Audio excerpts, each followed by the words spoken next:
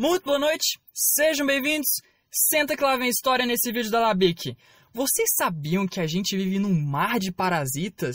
A gente vive cercado de bactérias, por vírus, por eumintos, protozoários, todo tipo de criatura que parece que veio do inferno para poder tentar matar a gente. E mesmo assim, a gente não cai, porque nós temos o melhor exército que existe na face da Terra.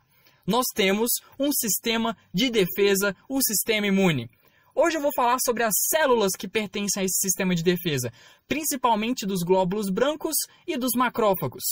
Glóbulos brancos, isso é uma coisa interessante. Na academia a gente já não chama eles mais assim, porque isso é um termo meio banal, um termo muito não acadêmico, um termo meio leigo. A gente chama eles de leucócitos. Os leucócitos, eles são basicamente 5 tipos que correm nos nossos glóbulos brancos. São eles os monócitos. Ô edição, coloca a foto dos bichinhos aí, por favor. Nós temos também, depois dos monócitos, os neutrófilos. Esses carinhas são importantes, eles estão em maioria dos glóbulos brancos. Temos os basófilos. Minha opinião, esses caras não existem. Nunca achei eles numa lâmina de sangue, embora, os professores falam que eles existam, existe evidência científica que eles existam, mas eu pessoalmente nunca vi nenhum. Eu sou um idiota por estar falando isso, porque eles realmente existem, a pessoa já mostrou várias fotos desses carinhas aí, mas eu sou daqueles que eu não vi, não tem não. Aí agora vai chegar você vê o ar? Pois é, eu não vejo o ar existe, droga. Tô me contradizendo. Tá, monócito, neutrófilo, basófilo. Temos os eosinófilos. Esses carinhas são muito bons para poder eliminar os parasitas que são da classe dos eumintos. Sabe, aquelas lombrigas, ascaris. Esses caras aí mesmo. Também temos depois dos eosinófilos os linfócitos. Os linfócitos são extremamente importantes quando a gente trata de imunidade humoral. Eles produzem os anticorpos. Aqueles anticorpos que a gente tem que produzir depois que a gente toma uma vacina, poder ficar imune a uma certa doença. Sacam esses anticorpos? Esses mesmos, são os linfócitos que produzem ele. Especificamente os linfócitos do tipo B, porque os linfócitos do tipo T, eles são mais importantes para a imunidade celular. Mas não vamos entrar muito não, porque imunologia é um caminho sem volta, um caminho sem retorno. Depois que você chega, acabou, porque você não tem mais como correr para trás. O livro do Abas tem 300 mil páginas. Vamos seguindo do jeito mais simples que a gente conhece. Abas, para quem não conhece, é aquele livro gigante de imunologia que a gente é obrigado a estudar inteiramente durante um semestre. Caraca, são muitas páginas por dia. Esses leucócitos que eu estou citando, eles estão presentes no sangue periférico. O que é aquele sangue que está correndo nas nossas veias? Mas a gente também tem células de defesa nos nossos tecidos, principalmente macrófagos. A gente também tem mastócitos que estão presentes nos tecidos. E os mastócitos são as pestes, viu? Porque eles são responsáveis por provocar aquelas reações alérgicas que incomodam bastante, coçam. Esses carinhas são do mal, mas eles são do bem também. Esses macrófagos que eu estava falando, que eles estão presentes nos tecidos, eles são chamados de macrófagos residentes. Eles são a primeira linha de defesa quando um tecido é atacado, como por exemplo a pele ou o pulmão, já que a gente está em contato com o ar, A gente respira, ele vai para o pulmão. A gente tem que ter uma linha de defesa no pulmão caso a gente respire algo ruim, como uma bactéria, um vírus, um parasita, o Cryptococcus, que é aquele fungo do cocô do pombo. Estes macrófagos em questão são chamados de macrófagos alveolares. Mas também temos macrófagos na pele, que são chamados de células de Langerhans. A gente tem macrófagos nos nossos ossos, que eles fazem a remodelação dos nossos ossos quando a gente tem alguma fratura, quando a gente está crescendo. São os osteoclastos. Nós temos macrófagos no nosso fígado, são chamados as células de Kupfer. Temos macrófagos no nosso cérebro e sistema nervoso, são as micróglias. Temos um macrófago para tudo que é lado. Temos um macrófago no peritônio, chamados macrófagos peritoneais. E a função do macrófago é fagocitar. Você já deve ter escutado esse termo, fagocitar, Comer. É o típico Pac-Man do nosso corpo humano. Ele pega tudo e coloca para dentro dele, que ele vê que é estranho.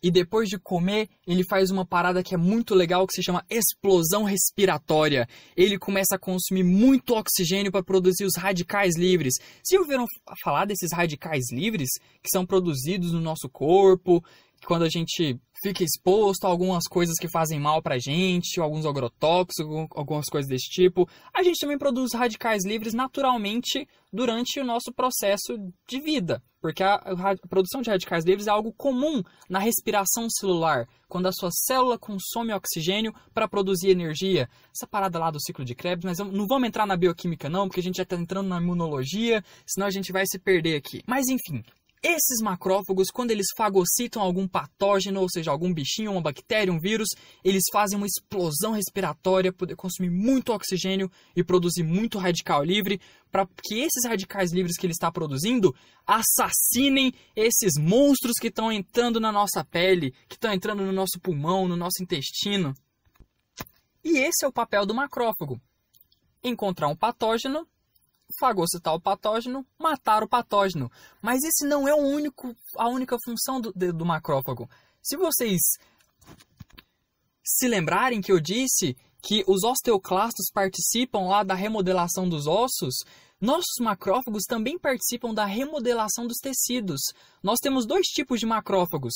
Os macrófagos do tipo M1, que são aqueles assassinos, bad boys, exército, é o BOP do nosso corpo humano, estão lá para matar, para resolver a parada. E nós também temos o macrófago do tipo M2, que é um macrófago mais relaxado, mais calminho, mais good vibes, que está lá para poder ajudar a promover a cicatrização. Porque quando o macrófago faz a explosão respiratória, ele não está danificando só o patógeno, ele também está danificando o tecido ao redor. Todo sítio de inflamação, que é onde está tendo uma infecção, e lá está tendo migração de leucócitos, macrófagos, é um sítio que vai ter muita necrose, muito dano celular. Depois que resolve a situação do patógeno, é necessário que se resolva também a situação do tecido. Que o tecido seja cicatrizado naturalmente, que haja deposição de matriz extracelular lá, que seja o colágeno, e isso é feito auxiliado por esses macrófagos mais tranquilões, os macrófagos M2. Agora vamos voltar lá para os outros leucócitos que a gente estava falando do sangue periférico. A gente já falou dos macrófagos teciduais, que são aqueles que estão presentes no tecido, a primeira linha de defesa do corpo.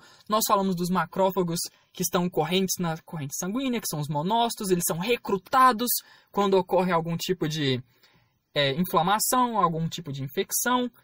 Mas nós temos também muitos neutrófilos. Neutrófilos são células que fagocitam, só que eles são aquelas células que respondem mais rápido que os monócitos que estão circulantes no nosso corpo. Principalmente porque os neutrófilos estão presentes em uma quantidade maior. A gente também chama esses neutrófilos de polimorfonucleados, porque eles têm vários lóbulozinhos, vários núcleos. Quando nós temos uma situação de infecção, e a gente faz aquele famoso hemograma completo para poder ver o leucograma, os neutrófilos, eles são aquela célula que mais aumenta rapidamente, a que está em maior quantidade quando a gente tem uma situação de infecção. Se a gente fosse comparar eles com um exército normal, eles seriam a nossa infantaria, eles seriam a nossa linha de frente, logo depois dos macrófagos. Seguindo os neutrófilos, nós temos os eosinófilos, que são mais especializados, eles não estão lá para poder fagocitar as coisas que nem os neutrófilos e os macrófagos. Eles são células que têm muitos grânulos, e são grânulos eosinofílicos, ou seja, que são mais básicos, porque eles são corados com ácido, né? Ácido cora com base. E esses grânulos, eles são especialmente mortíferos para poder matar parasitas. Que tipo de parasitas? Parasitas como Ascaris lumbricoides, aquela famosa lombriga, tênias, esses vermes que são chamados de eumintos. Eumintos, mas só falo verdades. E de vez em quando essas células elas estão muito relacionadas com alguns processos, como que eu posso dizer, que são uma faca de dois gumes. São os processos alérgicos, aqueles processos irritantes. Por quê?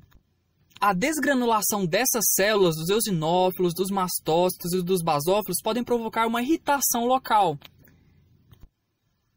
A gente então chega nos linfócitos. Os linfócitos são uma barra pesada. Eles fazem parte principalmente da imunidade que a gente chama de imunidade adquirida. Porque nós temos a imunidade inata, que é aquela que é a primeira resposta a uma nova infecção, e a imunidade adquirida, que é quando o nosso corpo ele identifica o patógeno e se prepara para poder usar todas as armas possíveis para eliminar o cabra. Os linfócitos, nós temos 3 principais tipos. Nós temos os natural killers, os assassinos naturais, os linfócitos do tipo T e os linfócitos do tipo B. Quando esses linfócitos eles são ativados por uma célula apresentadora de antígeno, uma APC, seja um macrófago, uma célula dendrítica, alguma célula que seja capaz de apresentar um antígeno, ou seja, uma partícula, uma toxina, uma parte da bactéria, uma parte do vírus, para essas células, e essas células reconhecem, aí o bicho vai pegar. Os linfócitos do tipo B, eles se transformam em plasmócitos e começam a atirar anticorpo como se não houvesse amanhã na corrente sanguínea.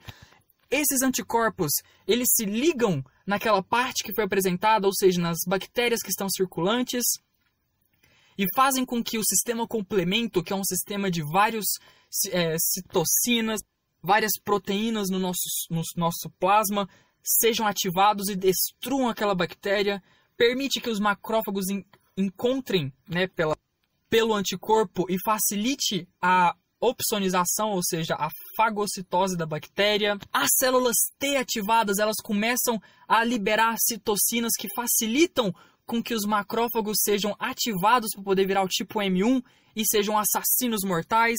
As células natural killers e as células TCD8, elas conseguem matar diretamente o patógeno. E aí você me pergunta, mas caraca, se eu tenho esse exército todo competente, todo pimpão, todo megalofantástico, por que eu ainda fico doente? Você tem célula especializada para matar parasita, tem macrófago para poder fagocitar a bactéria, tem esses linfócitos aí que jogam os anticorpos para poder ficar nos vírus e neutralizar eles, neutralizar toxinas, neutralizar essas paradas todas e matar todo mundo.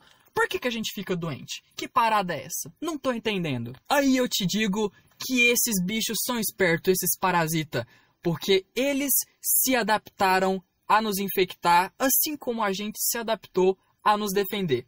Por exemplo, lembra do Cryptococcus que eu falei? Fungo do cocô do pombo? Esse Cryptococcus, ele entende que o macrófago, ele se torna M1 ou M2 dependendo das citocinas que estão no ambiente. Por exemplo, se ele está lá no pulmão, que é o sítio de infecção do Cryptococcus, né? Porque a gente respira as partículas de ar do cocô do pombo. Se lá tem interferon gama, o macrófago ele vai ter a tendência a se tornar M1. Quem que secreta interferon gama? Os linfócitos T ativados. Ou outro macrófago, ou outras células de defesa que encontraram o Cryptococcus e estão ativando os macrófagos. E ele vai se tornar um ativado do tipo 1. O Cryptococcus, que é um parasita intracelular que se multiplica dentro da célula, o que ele faz? Ele secreta moléculas que mimetizam interleucina 4, que mimetizam interleucina 13, que são moléculas que sinalizam para o macrófago virar do tipo M2. O Cryptococcus, ele faz com que o macrófago deixe de ser assassino porque o Cryptococcus modula o exterior, porque ele quer sobreviver. Ele sabe que existem tipos diferentes de macrófagos e ele sabe qual que é o menos nocivo. Então ele faz de tudo para que o macrófago que está comendo ele seja o menos nocivo, para que ele possa se multiplicar dentro do macrófago sem morrer. Outro parasita que eu fico perplexo, fico de cabeça caída, é o da leishmaniose. Porque eu não falei que os macrófagos eles participam da homeostasia, modulação do meio da matriz extracelular? Pois é, como eles fazem isso? Eles fagocitam células necróticas, que são aquelas células que estavam em necrose, células que entraram em apoptose, fagocitam esses lixos celulares e depositam ali uma matriz extracelular nova, seja o colágeno, etc.